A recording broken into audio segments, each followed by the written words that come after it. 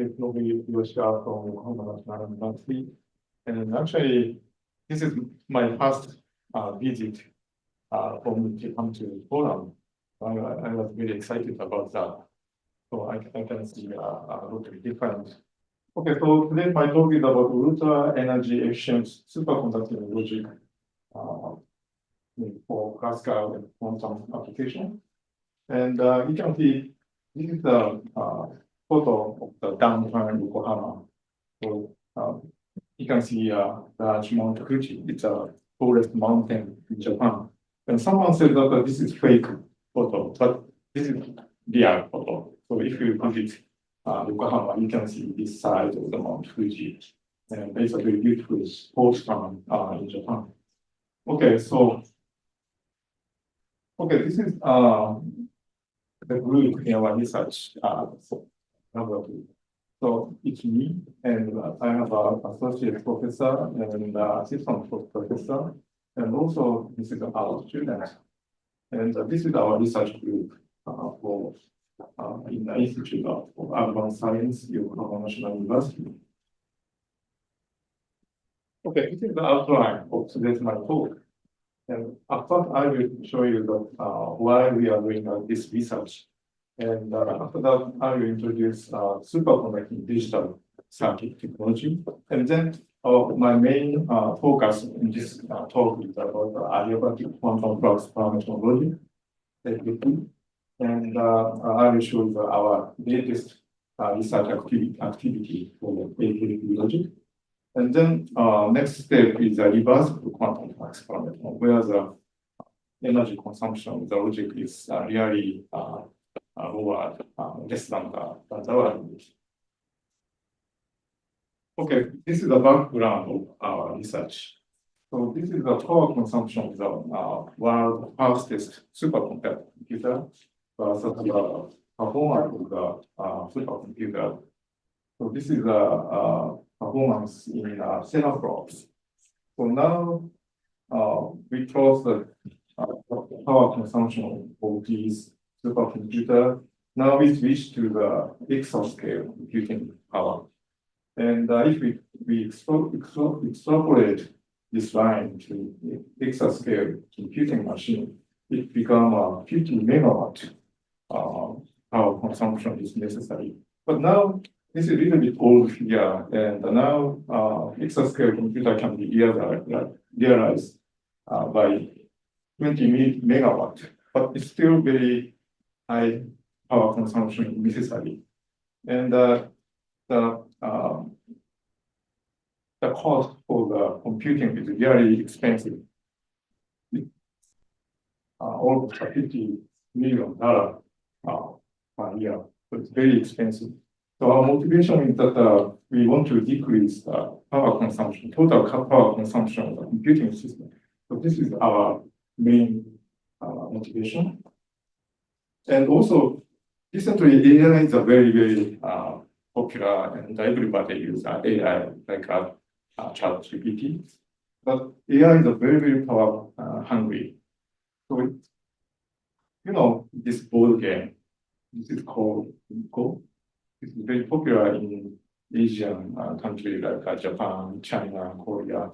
And recently, world champion of the Go was beaten by a computing system called AlphaGo. So let's compare these two systems. So AlphaGo is composed of more than 1,000 CPUs and more than 170 GPUs. But for the human, just one brain, just one brain. And power consumption, so AlphaGo consumes 1 megawatt, but human only 20 watts, and maybe 1 cup of coffee is necessary. But then you can find that computer consume a lot of energy, so we really want to decrease this power consumption of the system. And energy consumption of ICT is also exponentially increasing right now. So some forecasts predict that ICT will consume 21% of the total energy in energy demand by 2030 to 2030. So this is our motivation for investigating superconducting circuit technology. And another thing is that the Moore's law will be already ended, approaching to the end. So this is the trend of the frequency, clock frequency of the one CPU, and the clock frequency of the CPU is already saturated, and typical power from the chip is already saturated. Actually, this limits the performance of the single chip, and the single thread performance already saturated. So even we decrease the feature size of the CMOS semiconductor logic gate, there's some saturation effect here. The number of the transistors is increased, but the performance will be saturated. So this is our main motivation why we are doing superconducting electronic research. Okay, so this is a comparison between the CMOS circuit and the SFQ circuit. This is the main technology for superconducting on this side. In the case of CMOS circuit, we use a charge as a logical bit. So Q, if we have a charge, this represents 1. And if there's no charge, this is 0. And switching energy is represented by this equation, Q times VDD. VDD is a source voltage. Okay, in the case of the SFQ circuit, so SFQ is a single flux quantum appear in a superconducting loop. So if we have a single flux quantum given by this value, it corresponds to the logical 1. And if there's no single flux quantum, this is 0. Okay, so energy, switching energy is given by phi 0 times IC.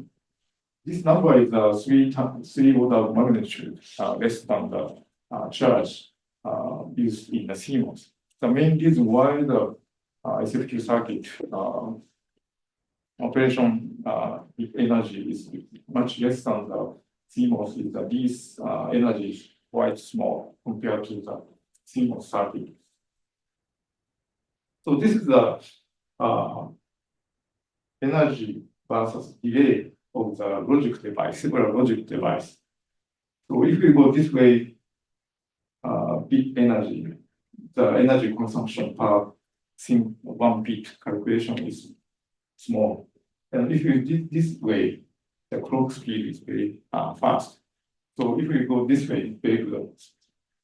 So this is the typical value for the latest CMOS devices. And I will show you about this later, but one of the important technology, RSFQ technology, is appear here. So recently, the main research target is reducing the bit energy by using the energy-efficient SFQ logic. By using the energy-efficient SFQ logic. And another very energy-efficient device is the adiabatic quantum flux parametron logic. So this is our main target in this study. So I will show you about this one later. And we can make it reversible circuit. So I also tell you about what is a reversible QFP later. And anyway, if compare the energy, bit energy with a superconducting device, we have a 3 order of magnitude advantage in terms of the bit energy. And also speed is 1 order of magnitude faster than the CMOS. So this is the main motivation in our research. So you can see this line. This comes from the quantum limit given by delta E, delta T in the order of time constant. So this is quantum limit. And this is the thermal limit given by KBTLQ. This is known as our lambda limit. So you can see that the superconducting device operates very close to this quantum limit and also very close to the thermal limit. And in the case of AQFP and reversible QFP, we can even lower this thermal limit known as the lambda limit. Okay, there are two main important superconducting digital circuit technologies. One is a rapid single flux quantum circuit, RSQ circuit. The other one is a adiabatic quantum flux parametron, AQFP logic. Okay, this is how it looks like. It's a circuit schematic of the RSQ. And this is DC powered. And operational speed is very fast. So maximum operating speed is from 50 to 100 gigahertz. So it's 10 times, more than 10 times faster than the current CMOS technology. And switching energy is small. And it's given by IC particle. I told you before about that. And it about 100 kBT. kBT is the temperature, operating temperature. The other important technology is the adiabatic quantum flux parametron, AQFP circuit. And this is AC power. I will tell you later about more detail about it. And operating speed is just so higher than CMOS, but around 3 times to 10 gigahertz. But switching energy is very small. It's much less than kBT. So this is very fast, and this is very low energy. So we can use two types of devices based on a superconducting logic circuit. At first, I will tell you what is a RSQ circuit. So the physical structure of the RSQ circuit. Here you can see the Josephson junction, and this is superconducting wire. And we have a large superconducting ground plane. This is a plane with a superconducting metal. And if we apply sharp voltage pulse, single flux photon enter to this loop, and it is quantized. And if we apply bias current, constant bias current, due to the Lorentz force, it goes this way. So it rapidly propagates from hole to hole. So this is the operation mechanism of the RSQ circuit. Okay, so this is the equivalent circuit of the RSQ circuit. So this inductance is that come from the superconducting wire. The superconducting wire itself is the inductance. And this cross represents the Josephson junction. And constant current is applied from this resistance. And if we apply sharp voltage pulse, the single flux enter to this loop and propagate along this direction. So we can use this one, this single flux as a logical bit. If there's a single flux, we say this is 1. And if there's no single SFQ, we say this is 0. And you can see that voltage pulse is very sharp, whose amplitude is around several hundred microvolt, and the pulse width is about several picoseconds. So it's very sharp, small voltage pulse. And there are several milestones. And this is some high frequency demonstration of the P-flow which operate at up to 770 gigahertz. It's quite operating frequency is quite high. And our group, Yokohama National University and Nagoya University, demonstrated the 8-bit microprocessor which operate at, I forget the exact number, but 50 gigahertz. So microprocessor was already demonstrated.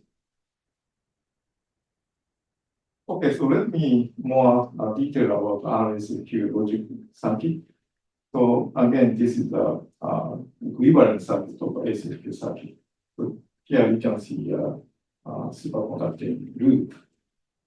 And if there is a SFQ, this corresponds to the logical one. And that if there's no SFQ, this corresponds to the logical zero. But we cannot say this is zero because we don't distinguish there's no flux or not. So in the RSFQ logic style, we apply clock to every logic gate. And if single flux quantum arrive to the gate between these clock periods, we say this is one. And there's no flux arrive, we distinguish this is zero. So in general, all RSFQ circuits need a clock, SFQ clock. And we can judge this is one or this is zero. So this is basic RSFQ logic style. And our group already demonstrated RSFQ, for example, A50 microprocessor. And this is the architecture and it's a chip photo. So it's a very small A50 system, just a 8.7 bit CR RSFQ A50 microprocessor. But you can see that if you apply these sinusoidal input, we can get A50 output. And it operates at 47 gigahertz. So even this is very small size, we could demonstrate operation of RSFQ microprocessor, RSFQ A50 processor.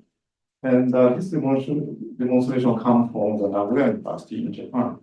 And they designed some microprocessor with some data memory and instruction memory. And they demonstrated some program by using these RSFQ microprocessor. And total junction number for this system is about 11,000 JJ. And this is the result of the clock frequency versus operation margin. So this is the operation region. So this is a bias margin and a bias current value. And in this region, we can operate this frequency, this microprocessor. So the maximum clock frequency is around 60 gigahertz in this demonstration. So this is the latest research in RSFQ microprocessor. Okay, so RSFQ circuit is quite fast. Its operating speed is 60 gigahertz, even such a complicated microprocessor. But if you think about energy diagram of this system, it looks like a washboard like potential this system has. And if the single flux move from here to here, it corresponds to the energy condition move from here to here. And in this transition, some energy consumption appears. So this is represented by pi zero IC. I already told you about that. But so we want to decrease this energy consumption per this switching operation. But there's some thermal noise. And if you reduce this value, there's some spontaneous error due to the thermal noise. So we cannot decrease this potential height less than maybe 20-50 kBT. So this limits the minimum energy consumption of this system. So the switching energy have to be much larger than 50 or 100 kBT to ensure that the bit error is low enough. So this limits the minimum bound of this kind of digital system. But another approach is using adiabatic operation of the logic gate. So this is operation principle of the adiabatic quantum flux parametron, AQFP. So it looks like this. This is a two-junction squid. This is a superconducting loop, including the two Joseph junction. And this is shunted by output inductance. And we apply excitation current to apply magnetic field to this logic gate. And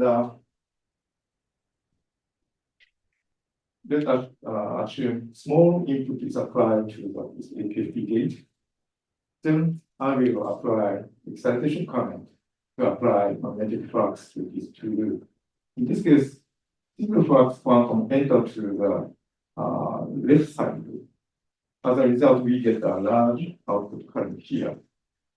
And if we apply small upward input current, then we apply AC excitation current. In this case, we the single flux quantum enters to the right side loop. As a result, we get a large upward output current. So this is the amplification mechanism of the AQFP logic gate.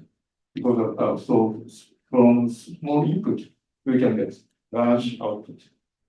Okay, so important point is that in the initial situation, the potential shape of the AQFP is like this, single minimum potential shape. But if we apply excitation current, this becomes a double wave potential shape. And state go to this way. And important point is that in this transition, there's no sudden state change. So we can adiabatically move this state to 0 to 1.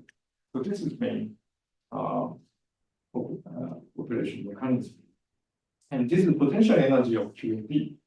The potential energy of the QFP is given by this equation. And important parameter in this circuit is that beta L and beta Q.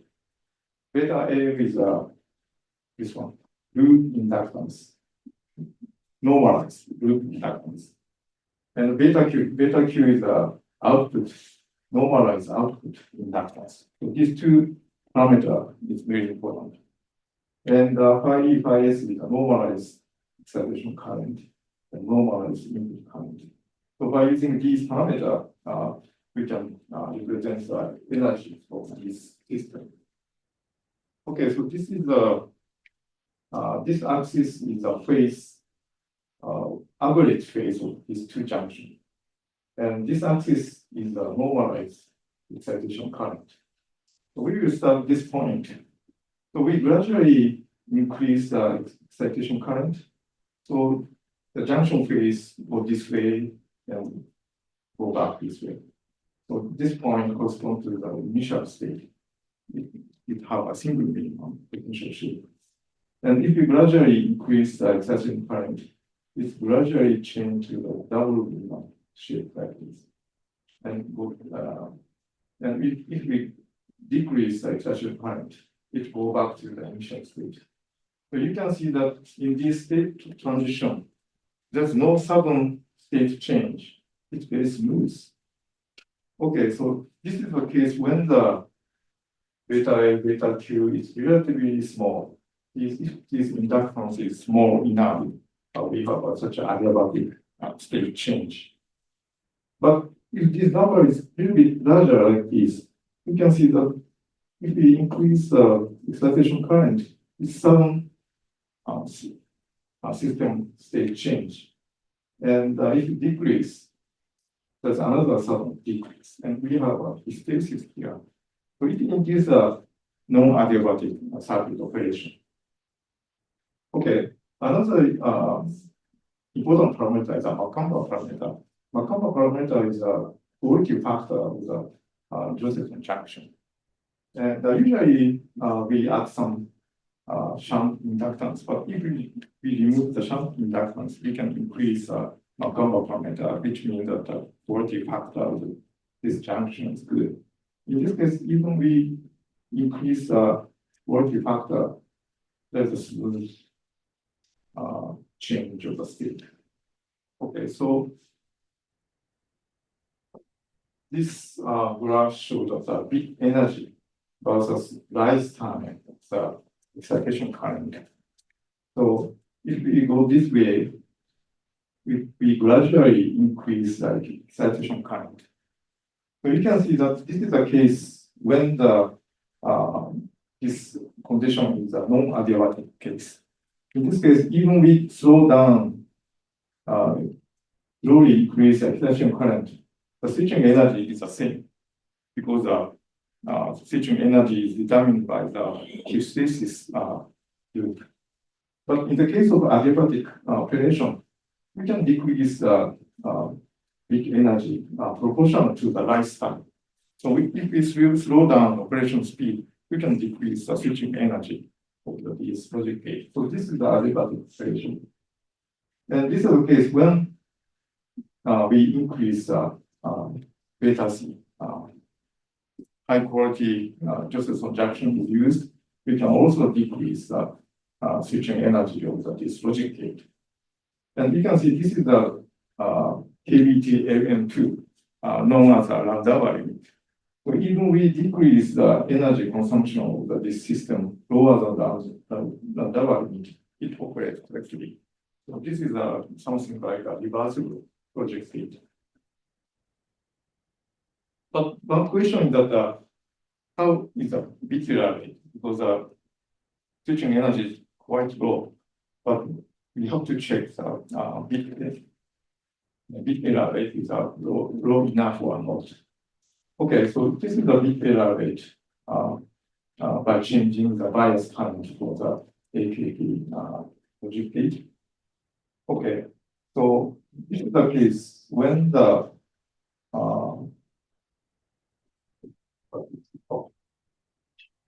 junction current is a constant. So Josephson energy is constant. So this is the case when the Josephson energy is constant. In this case, even we reduce the rise in the whole time. So this region is a low beta rate region. There's a quite good low inner beta rate. But this is the case when IC is decreased. Typical IC value is a 50 microampere, but if we decrease the IC, you can see the operating margin will be decreased. But if IC is reduced, Josephson coupling energy will be reduced, and potential height will be reduced. It induces a bit error. It induces error. So if we have a large enough critical current, bit error rate is quite small. Okay, next topic is how to make a logic gate by using this AQFP gate. Okay, so again, this is a circuit schematic of the AQFP. This is square loop, and this is the output inductance. So the output signal is propagated to the next gate by using a superconducting transformer. And in this case, NOT gate is very easily represented. By using a negative decoupling factor, we can get a NOT function. And logic gate, basic logic gate is a majority gate. In this case, we use a 3 AQFP buffer. The output is connected like this. So in this case, if 2 input of 3 input is 1, we get 1. And 2 input from the 3 input is 0, we get 0. So this is a majority gate. Okay, if we replace this buffer with a constant gate is made by using a asymmetric inductance. So in this case, we can get every time we can get 1 or 0. So we can make a constant gate, and we can replace it with a NOT gate. So by replacing this buffer gate, we can get any types of Boolean logic. So any logic gate can be realized by using this technology.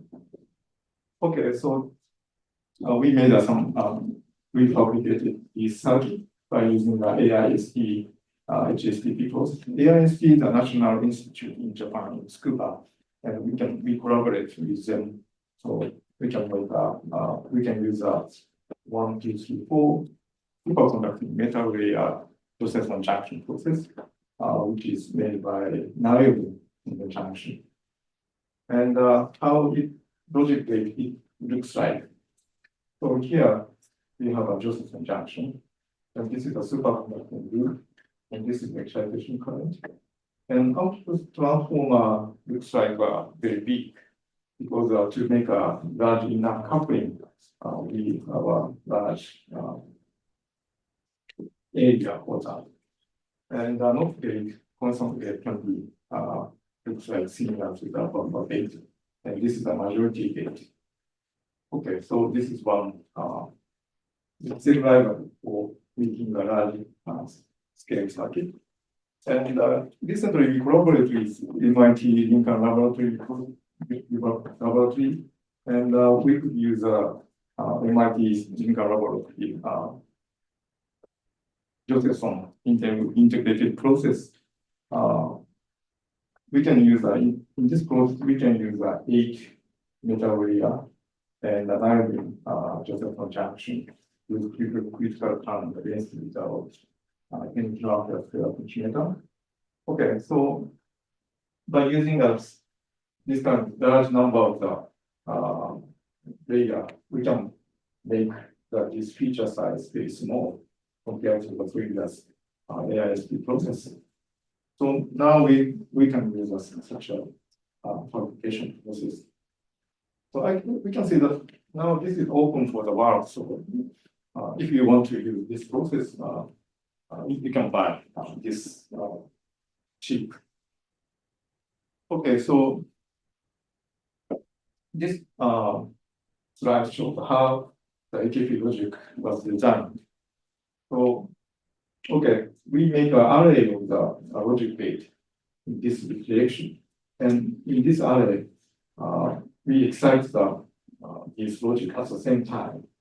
And at first, we may place each logic gate like this. Then we will make connection via this logic gate. And finally, make a connection for the excitation line. So by using this logic style, it's very similar to CMOS logic design. We can make a large scale logic circuit. And finally, we will make transfer it to the physical layer. Okay, we prepare the EDA tool for top-down design for this logic circuit.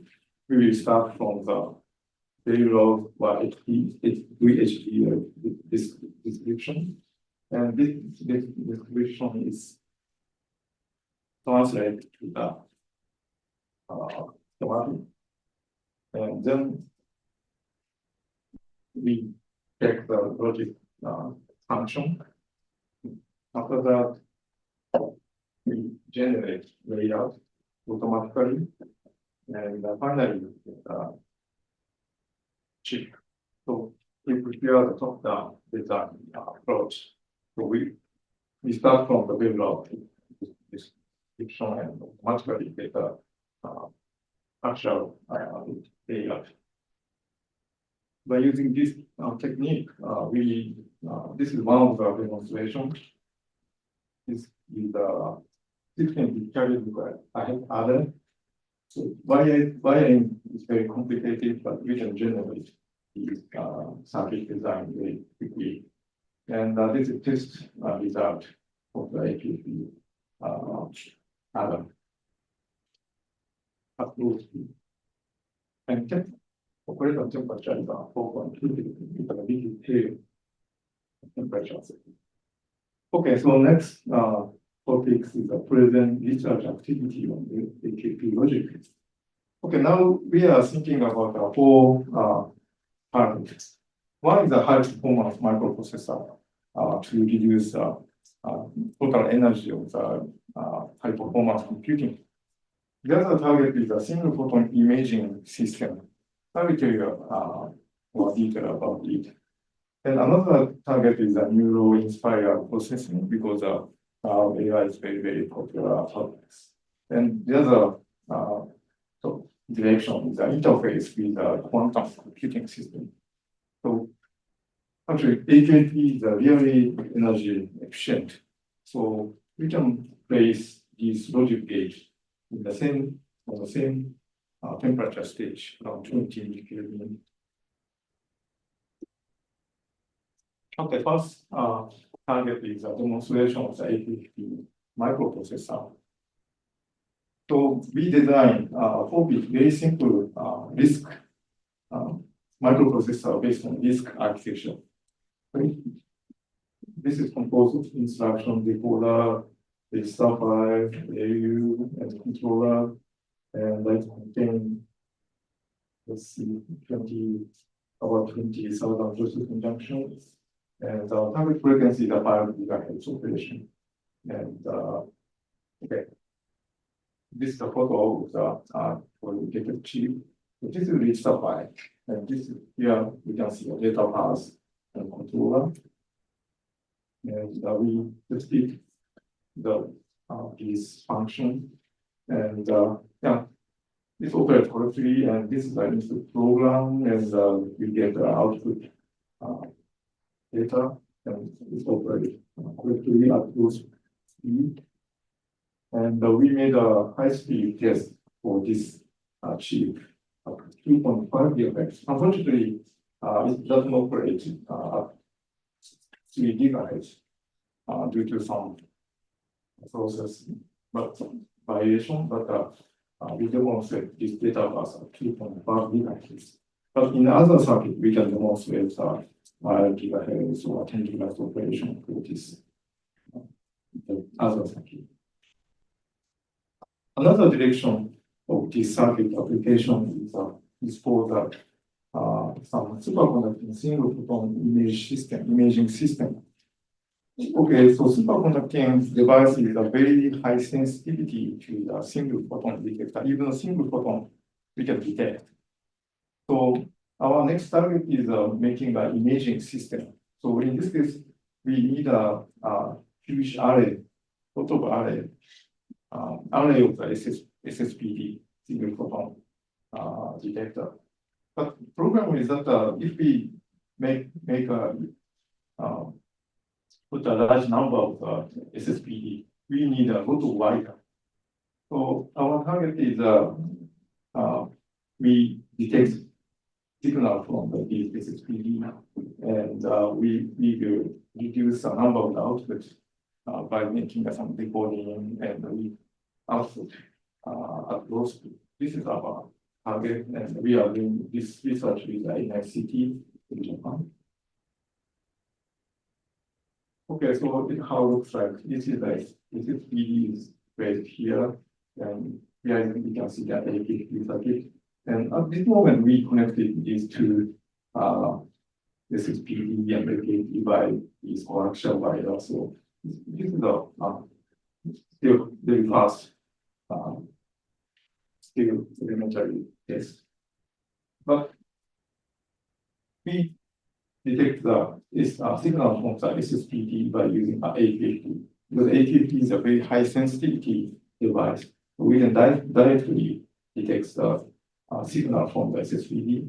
And at the same time, we observe the output from the SSPD. So we compare the signal from both outputs. So this is the signal from the SSPD like this. And at the same time, we can get a AQFP signal like this. So we can detect the signal of the SSPD by using the AQFP device. And this is a count rate versus input photon number rate. And we compare the output from here and output from the AQFP signal. And these two output agrees very well. So now next step is we will make an array of these SSPD. So another direction is a microwave pulse generator using AQFP for qubit control. Because Actually, one qubit needs a 1 microwave run at this currently. So maybe 100 qubit is okay. We use 100 microwave layer. But if we think about the more larger scale qubit system, quantum system, it's impossible to scale up. So our idea is that we will use an AQFP chip for the multiplexing the microwave to each qubit. So we can do that by using this circuit. So we apply milestone signal from here. We have several frequency signal from here. And we have several resonator. And from this resonator, AQFP was excited. And if we turn on this AQFP, like this frequency signal is applied to the qubit, this qubit. And if we turn on this AQFP switch, this frequency signal is applied to this qubit. So we can the multiplex this signal microwave to each qubit. And yeah, this is the output signal to each qubit. And if we apply one here, we can see microwave applied to here. And we also apply here, one here, we apply the signal to here. And different frequency signal is applied to the different qubit like this. So we can demonstrate this microwave signal to each qubit. And we made some experiment for the this type of multiplexing. We have two outputs. And here we have AQFP, and we apply microwave here, and signal is applied to the qubit here. And we can see that we can turn on and turn off the output from here, and the turn on and turn off was the output from here. And difference of the turn on, turn off ratio is about 40 dB. And the important point is the power dissipation is quite low because the AQFP is a very energy efficient logic. So power dissipation is about 50 kilowatt per qubit. And it is also very high sensitivity device. So we try to detect the output from the qubit by using the AQFP. So if we can digitize the output signal from the qubit, we can feedback quickly by using low temperature electronics. So we can really distinguish the phase difference of the microwave output. Okay, so next up is about the reversible quantum flux parametron. I told you that the AQFP is a quite low energy, but we are thinking a more energy efficient project based on a reversible idea. So there's an old theory called the Landauer principle. So in this principle, equivalence between the thermodynamic entropy and the information entropy is equalized. And for the computation which uses information entropy, the minimum bit energy is determined by the KBT AM2. So if the logical information entropy was changed, there's a minimum bound of the energy in computation. But for the computation conserving the information entropy, there's no minimum bound. So we can reduce the energy by slow down the clock mechanism. Okay, so but in relation of the result in computation, the bit energy is consumed. So this is a very old but predicted concept. Okay, so for making a reversible computing, in reversible computing, there is no minimum bound bit energy. I told you about that. And requirement for the reversible computation that First necessity is logical reversibility. So logical reversibility looks like this. So this is example of the flow taking gate, and this is the truth table. So truth table have to be injective function. So this is one-to-one relations that have to be satisfied. Another important requirement is physical reversibility or thermodynamic reversibility. So in this case, if we apply some data to the input, and if we apply the output from the to the this logic gate, we can get the input. So time reversibility or physical reversibility is necessary for making this reversible logic. So we can make the reversible logic gate based on AQFP. So this is how it looks like. So we use a 1, 2, 3, 4, 5, 6 AQFP gate, and we connect it like this. Okay, so truth table is injective, so it's one-to-one relationship is satisfied, and there's no change of the information entropy. And we can make a time reversibility. So we will 101 from this input, and we clock in this order. At first we clock here, and next we clock here. So we get 0, 1, 0. And if we apply 0, 1, 0 from the output, and we clock this one at first, and next this one, so we get 1, 0, 1. So this is time reversibility is satisfied. So this is reversibility. And we demonstrated reversibility of this logic gate. So we place the reversible gate here, and the physical reality is completely free. So completely free, and we detect the output. So if we apply 101, we get or 100, we get a 100. So input is a same signal from the input will appear. This means that physical reversibility is satisfied in this system. And we calculate this energy consumption of this system. And this is the energy dissipation versus rise time. So you can see that we can reduce the energy of this logic gate less than the lower limit. So we can there's no minimum energy bound in this logic gate. And now we use get several reversible logic gate to reduce the energy consumption with a superconducting logic circuit. And this is the H word by 1 bit RQFP, register file, and it operates very well. This is the calculation result. We can reduce the reversible register file by decreasing the clock frequency, and the energy consumption can be less than this lower limit in calculation.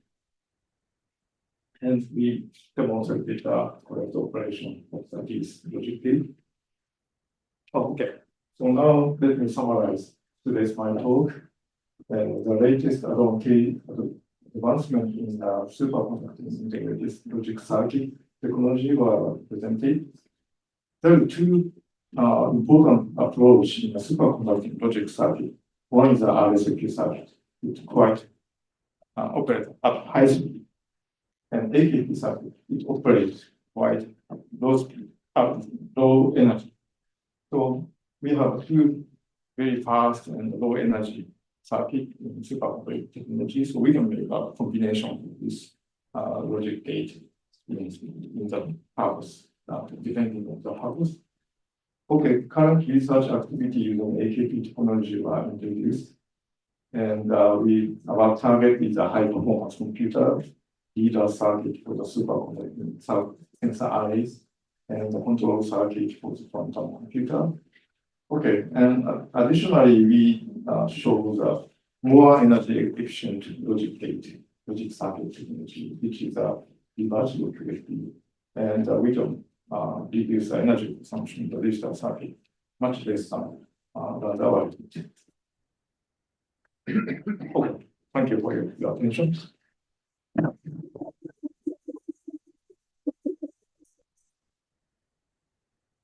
Thank you very much for excellent presentation.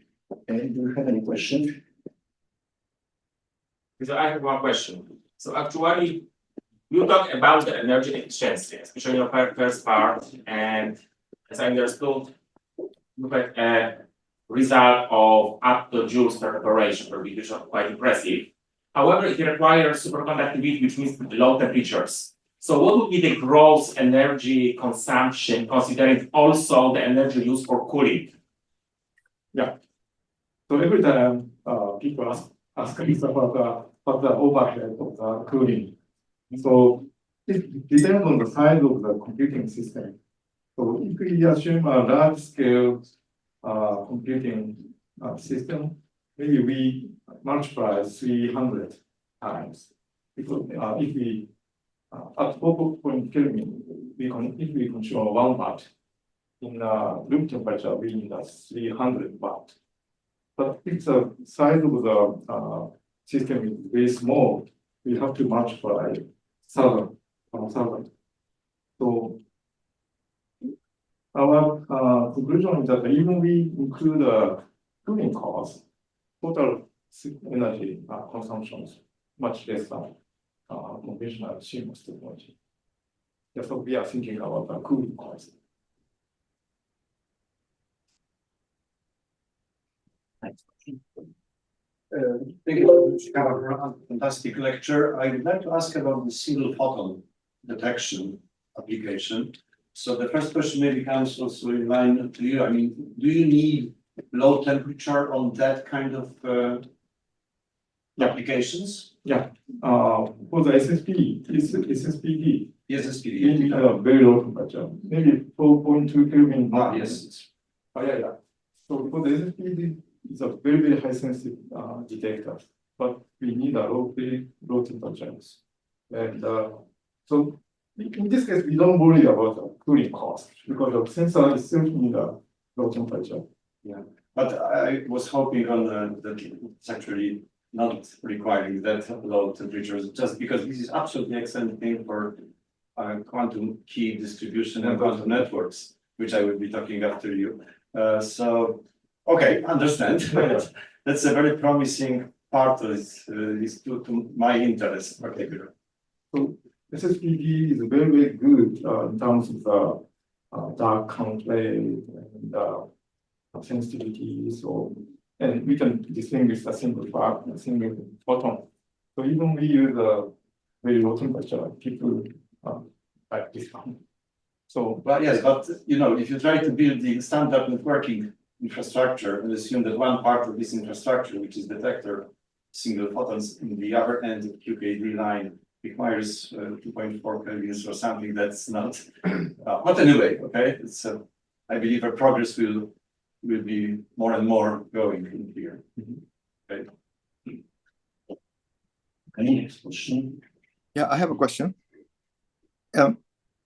Yes, so regarding materials, have you considered using high temperature superconductors operating at 77 kelvins? Could you tell me if there are difficulties on your view?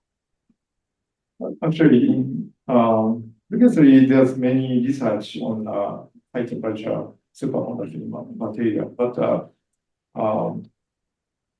yeah, result is not good because for making such a large scale superconducting ASI, we need a very uniform junction parameter.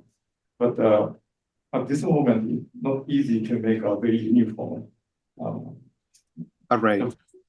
So maybe if someone make a breakthrough in fabrication technology in high temperature material, superconducting materials, yeah, we can use FTC material. But at this moment, the process variation is very large for the digital circuit. But I hope someone they can break through. Yes, but do you see a problem with the material itself? For example, operating at high frequencies and some of the plasma frequencies, for example, for the high TC materials. Oh, but your question is about high TC material? Yes, but so using high TC materials for this Yeah, technology. it's very good. If we can get a high stable, uniform, integrated systems, we can use them. You can use it. Okay.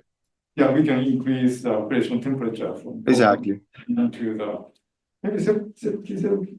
Yeah, the energy per bit won't increase too much. You're going from 4 kelvins to 77 kelvins. Yeah, maybe even the 40 Kelvin operation is very, very good. Exactly. And we can use AQFP and with the energy consumption less than kBT thermal energy. So we can use this technology. So I hope someone can do a breakthrough. Okay, well, probably we can talk about this then. Thank you. That's very impressive talk. I have a question. So this is very impressive implementation of classical digital computer in superconductor. But currently we have this transmon superconducting qubits implementing quantum computer.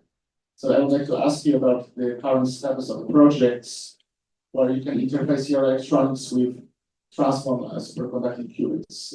How many attempts have been taken and what plans are?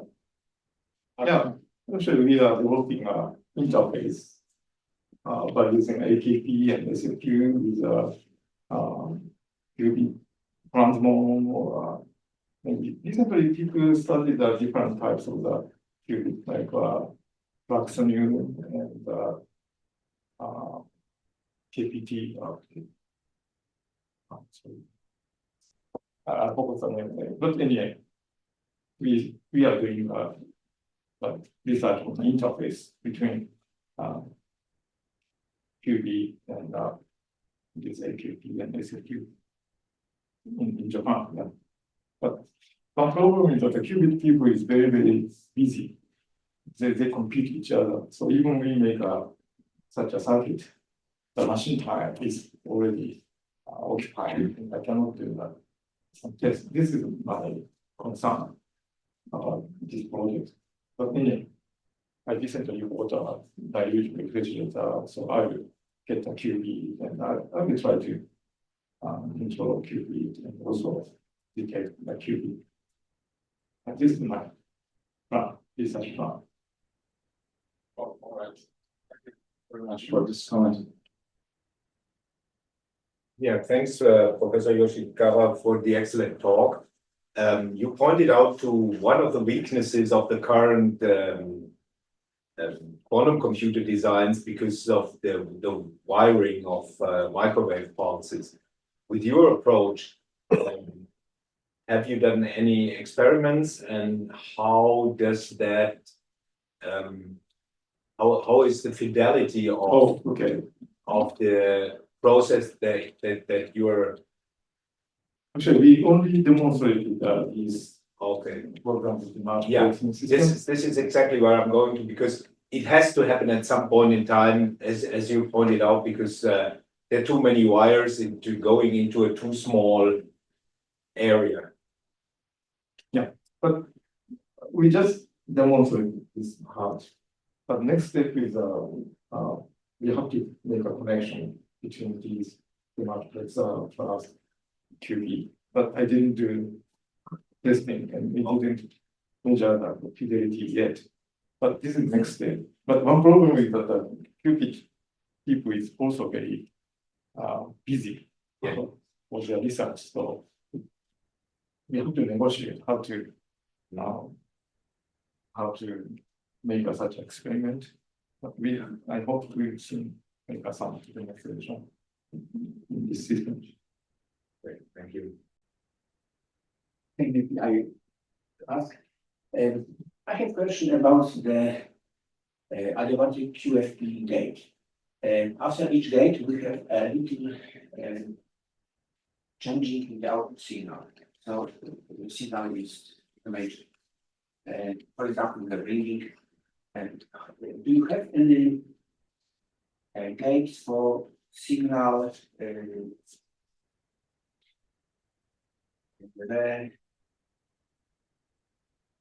obtain the true 0 and true 1, or the same question from another way. For example, in case of the fast Fourier transform chip, how many gates is from the input to the output? I think This similar question. level of the output current is very stable because it's adiabatically changed. So it's like a digital logic. Yes. 1 and 0 is very stably changed. And you can see this output is stable. Yes, yes. Okay. But but do you have something for signal regeneration for after, for example, 100 gates in the path? So gate itself have a reducibility. So the digital logic level is amplified. So it's very stable. Even we have a one stage, no problem. So digital logic level is stable. Okay, thank you very much.